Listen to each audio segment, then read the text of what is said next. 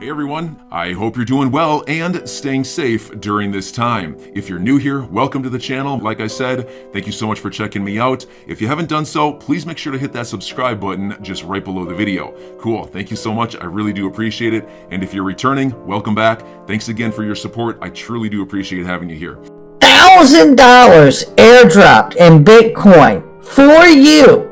And it doesn't matter if it comes now from your Uphold wallet or a wire transfer. They have opened up that $1,000 worth of Bitcoin sale to you no matter how you buy the private equity, because time is running out for this sale. Don't miss out. BitPay, Link2, Uphold, AdPar, I mean, you name it, they've got it. Ripple, keep an eye on it. It's going to be back on the board soon. I check every morning between 8 and 9 a.m. Eastern Time or 10 and 11 Eastern Time in the West Coast, Pacific Time.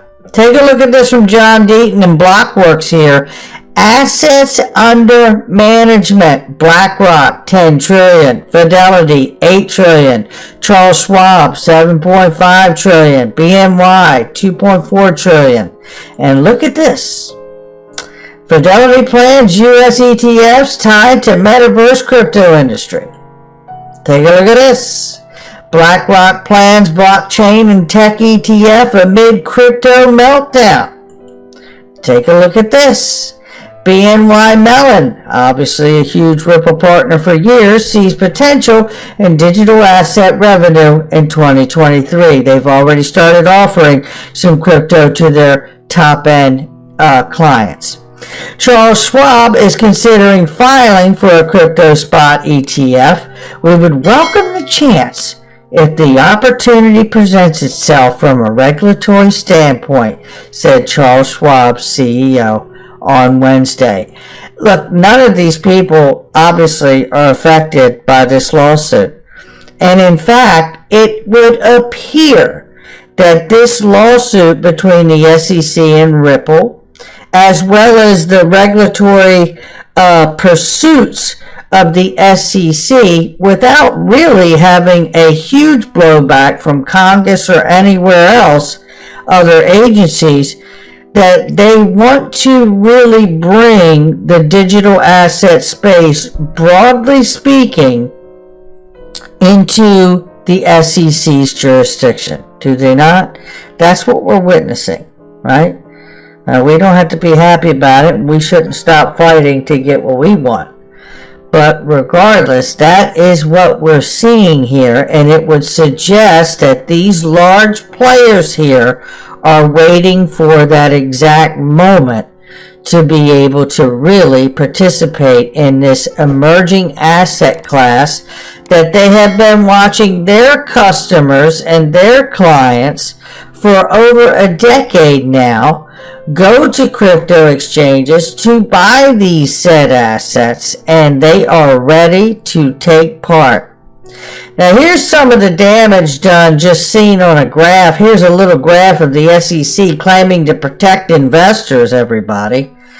This is from Mickle Markets right here, and he shows this graph here. We see the lawsuit came in, and we absolutely bottomed out right here, right? And here's the other thing, look, you can't even say that before that decline that we had, before the suit was actually announced, they were actually privately in talks over whether they were going to be sued or not by Ripple. And you know that at some point leading up to that had to have an impact on where they pursue those clients, like the United States, right? So huge illustration here showing the damage that's been done. So let's take a look at this. This is Ripple emerges as the defender of markets and investors join. Glad we could help. This is Rosalind Layton, where it all started here, ladies and gentlemen. And then next thing you know, DAI had a clip with Charles Gasparino, and they picked it up, and they've started running with it ever since. and other mainstream news outlets refuse to cover one of the largest financial stories of the century, which is in fact this case with the SEC and Ripple. And this is an excellent article. Shout out to Rosalind Layton here. I'm not going to read the whole thing to you, but she goes through the whole deal of the when I say we business. We all understand that the SEC officials, commissioners, have all used we when talking about the William Hinman speech that gave a free pass to Ethereum, declared it not a security, and then cited it as guidance. Many, Valerie Hispanic, Amy Starr, right? We've seen Hester Peirce, we've seen Jay Clayton, William Hinman himself, and Robert Jackson. Many other officials cite that speech as guidance and how we at the SEC see it. And now the judge has ruled it's a personal opinion. And what we're going to do right now is hear from the one and only Attorney Jeremy Hogan. And this entire video is worth watching. If you have not seen it, please go watch it. But I want to play for you right now from this point out where he's going to speculate on the outcome of not only what goes on for the crypto space, but he's going to talk really quickly also about the outcome here for the case itself and what's going on and what he's seeing. And it is quite revealing here for somebody who's been practicing law for over 20 years. Take a listen. Shout out to Jeremy Hogan here. My favorite segment of legal briefs, speculation time. And here's my Uncle Johnny to introduce the segment. Okay, to speculate means to make inferences, to make guesses based on inconclusive evidence. We keep them in the basement. So, really, what is going on here? When I saw this last motion for reconsideration, the first thing that came to mind was that this was a delay tactic by the SEC, especially when you consider that they were asking for essentially 5 weeks just to file a motion. In fact, there is no doubt that this was at least in part a delay tactic. But a delay for what? I litigate mostly against insurance companies, and they always want to delay because they can keep more money in the bank longer, plus they can kind of wear my client down who's just a person. Now, that's their incentive, and yes, the SEC does maybe have some of that incentive here because Ripple wants this case over and the SEC doesn't care so much about time. But that kind of litigation pressure is only applicable really in this context if the SEC wants to put pressure on Ripple in order to place itself in a better posture. That's right. Delay doesn't help the SEC at a trial or summary judgment hearing. It really only helps it to get the case. That's the only true valid purpose for this type of extended delay, to put pressure on Ripple. I love how he's beeping out the word settled if you're not able to pick up on it. He's incredible. Pressure on the judge, but pressure on Ripple. And there's a second, even more interesting possibility that could be going on here, and I have not jumped on this bandwagon before, but this last week I am on it now because what the SEC did last week is really extraordinary. And that other thing that could be at play here is that among the 60-some documents related to the Hinman speech, there could be something really bad for the SEC in there. And when I say bad, I mean something that really just destroys the SEC's case. Now what that could be, I'm not exactly sure, but it'd have to be pretty bad in order to justify the legal gymnastics that the SEC have been playing on this issue. Now, very quickly, I just want to interject here.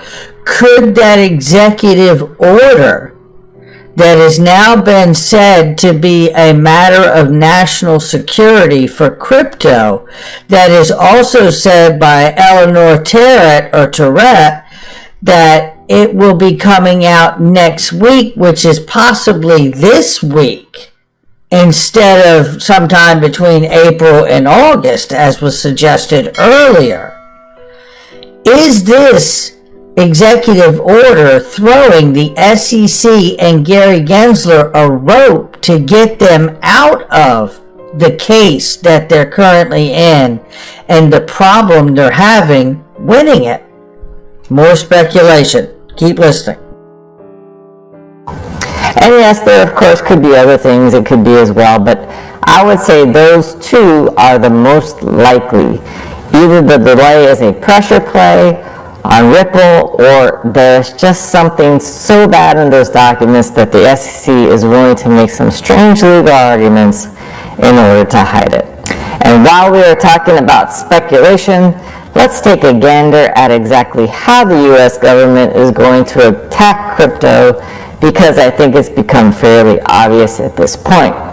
And I had already decided to touch on this topic during this video, and then guess what I saw on Twitter yesterday from Fox Business's Eleanor Terrett.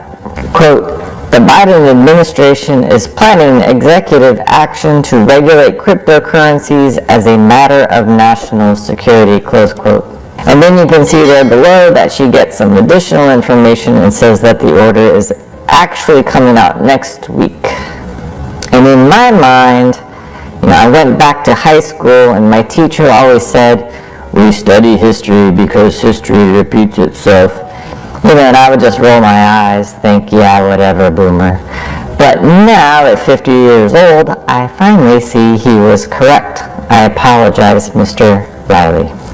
Because let's go back to 1933 and President Roosevelt's Executive Order 6102, which in short outlawed ownership and confiscated gold, and it was considered a matter of national security also. And how was the gold confiscation order enforced? Did armed FBI guys bust into people's homes and search their homes for gold? No, that doesn't work too well, especially in America where everyone owns a gun.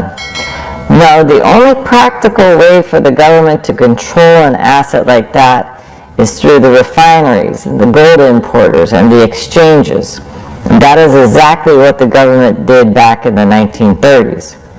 And if we fast forward to 2022, I think it's obvious that if the U.S. government really wants to regulate, confiscate, or even outlaw crypto, the only viable means is through the exchanges.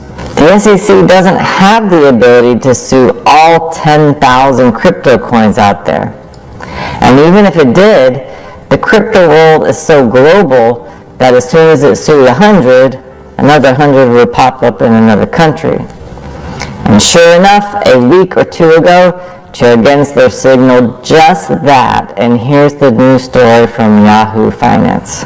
Headline: SEC's Gensler wants crypto exchange regulation in 2022, warns on stablecoin. And later on, we see that this is a coordinated operation. Quote, the SEC chair says he's asked his staff to get crypto trading platforms inside the investor protection limit, underscoring that he's talking regularly with regulators at other agencies, including the Commodities Futures Trading Commission, the Comptroller of the Currency, Treasury, and the Federal Reserve. All of those principles are also vectors of crypto exchange and stablecoin regulation. And so now you know exactly how the U.S. government is going to corral in the crypto cattle. Enforcement actions against the exchanges. If you can get the exchanges in the barn, we are all in the barn as well. And now I see that my high school history teacher was right all along. History really does repeat itself. There you have it. And listen, this aligns a lot with the conversations we've been having here on this channel. is that, the centralization of this space, everybody uses decentralized. Well, we have talked about this years ago, about how the centralization in this space is the exchanges. Where do you get it from? You get it from the exchanges.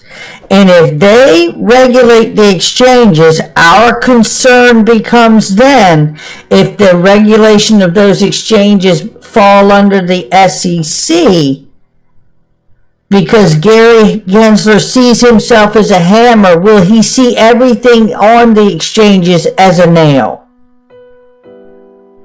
This is what we've talked about many, many times. This is the article. This is that says he wants crypto exchanges regulation in 2022, warns on stablecoin. We covered this when it came out on the 20th. And the reality is that if he gets the exchanges regulated, then from there, it all begins to fall into place. Now, what's interesting about all of this is that, take a look at this. This is the other SEC official that's recently been brought on, and listen to what he says that's so important about how they handle a lot of these cases when it comes to crypto and whatnot. Many of these cases, we've been able to secure meaningful relief for defrauded investors. For example, in addition to monetary relief, we've obtained undertakings that require issuers of digital asset securities to destroy tokens in their possession, request removal of tokens from trading platforms, publish the SEC's order on social media channels, and refrain from participating in future digital asset offerings. Now listen to what he says there. Repress the offerings. Isn't that what has happened with XRP? Burn tokens, he says? We've obtained undertakings that require issuers of digital asset securities to destroy tokens in their possession. Destroy tokens in their possession? Isn't that what happened to Stellar? Isn't that what Stellar did? Now, they didn't say that they had a talk with the SEC, but Stellar Development Foundation back in 2019 burned 55 billion of its Stellar tokens, over half of the cryptocurrency supply. I wonder if they sat down and had a chat with the SEC and then said, hey, this is going to be our idea instead of wait to be told this. Very interesting. Now let's come to this, which is the Q4 report for 2021 from Ripple. It is a remarkable report. And in this report, I want you to think about what's going on here. Think about what we just heard from Jeremy Hogan, okay? We heard that Gary Gensler wants to regulate these exchanges this year under the SEC. Executive order possibly may drop on crypto this week. If that executive order enforces and what he wants to do at the SEC, then will XRP have the opportunity to be relisted on the exchanges or no? I don't know the answer. What I do know is that Ripple remarked in the Q4 report to go along with everything that is falling in with regulation and the execution of that executive order soon to come. Ripple continued to engage in sales to improve the on-demand liquidity experience of certain customers, eliminating the need for pre-funding at exchanges and enabling instant global payments. as has been the case since Q4 2019, Ripple did not conduct programmatic sales in Q4. Well, what are programmatic sales? Programmatic selling is any time a publisher sells inventory without directly communicating with the buyer. Selling via exchanges fits this definition. You today, in this article here, even reinforced the notion the company hasn't conducted programmatic sales since the fourth quarter, which means it didn't sell any XRP tokens to exchanges during the fourth quarter, as it has not done, it says, since 2019. This is getting interesting, folks.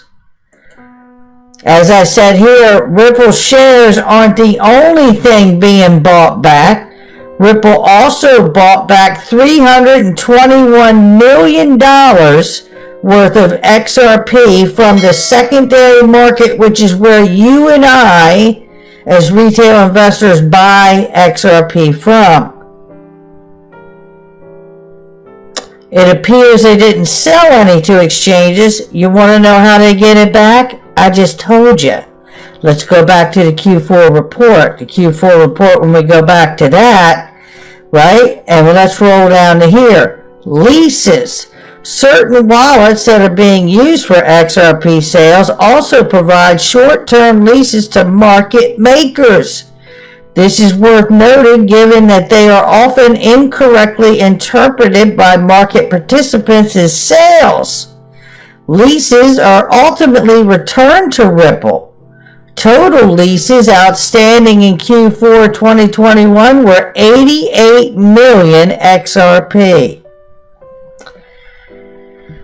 It sounds like to me, and of course we are speculating, which we are making inferences off of incomplete information, right? But from what we're seeing here, it sounds like Ripple is certainly buying off of the secondary market, making less tokens available. They're not offering any more to the exchanges. So at some point, the availability of liquidity for XRP runs out on the exchanges. But as they keep buying it, more is available for the ODL and the leasing opportunity that they're doing for market makers and institutions, is it not? Isn't that what we're seeing? It will be very interesting to see if Q1, if any of this changes, or when the case settles, if any of this changes. Will we see a relisting of XRP and they open the floodgates to offer it on the exchanges that have delisted and traded or frozen the trading? You know, I think about all this stuff. What I'm really reminded of here is the Shane Ellis theory. How XRP could quickly go to a high value number like $500 here. Now, I'm not going to go back all through this because I'm going to do a special video on the Shane Ellis theory for you guys. And basically, it talks about, in this from back in 2019, this person who called themselves Shane Ellis said that you could basically buy out the order books on the exchanges for a very, let's say, small amount of money, 30-some billion or 30-some million dollars, and you could drive the XRP price up to a very high number on the exchanges. What I find interesting is that XRP is not on as many exchanges as it was on.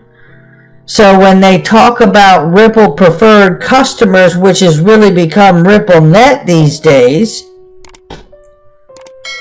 you have to wonder, is what we're witnessing the process of XRP pivoting and RippleNet pivoting from the retail holder to the institutions, where there will be less market noise, and slowly getting it back off the secondary exchanges, and with the aid and help of maybe, let's say, an executive order from the White House that could help bail out Gary Gensler's SEC because the case ain't shaping up the way they thought it would, to get them the control over the exchanges they need to begin to make the decisions and the regulation they need to begin to make this happen, not only for XRP. I'm your guy. I will keep you posted. I'm your advocate. I'll be back on a daily basis, usually multiple times per day, with these videos to keep you updated with everything going on. So I hope you enjoyed the video. If you haven't done so, make sure to hit that subscribe button. Feel free to share any of my videos with your friends, family, social media, or anybody who may care to listen. Thanks so much for your continued support. I'm always here for you. I want to help you through this time. So thank you so much for continuing to choose me. Enjoy your day, stay safe, and I'll catch you again probably in a couple hours. Thanks, everybody. See you later.